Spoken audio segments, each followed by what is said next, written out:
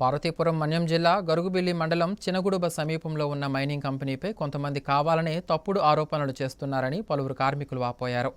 Mining company మూసేస్తే తమకు ఉపాధి పోతుందని, కంపెనీ కొనసాగేలా చూడాలని కురుపాం ఎమ్మెల్యే తోయిక జగదీశ్వరికి వినతి పత్రం అందించారు.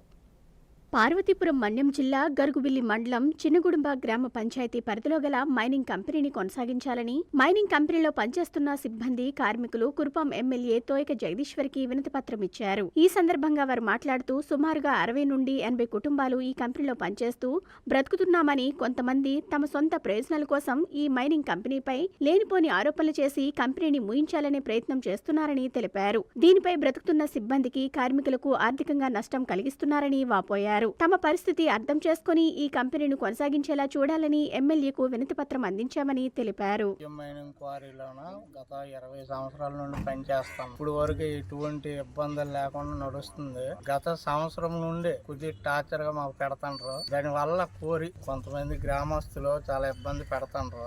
దాని వల్ల మాకు నష్టం 70-80 కుటుంబాలను బతుకుతున్నాము. అందులో మేము బయట నుండి కొన్నాళ్ళు పనిచేసి దగ్గర నుంచి ఇక్కడికి వచ్చాం పిల్లలతో ఉండి. ఇప్పుడు సడన్ గా ఎటు వెళ్ళాలంటే మా వల్ల కాదు, వెళ్ళలేము. మా యందు దయించి రిక్వెస్ట్ చేస్తారని ఎమ్మెల్యే గారి దగ్గరికి వచ్చి బతిమలాడుకుంటాం.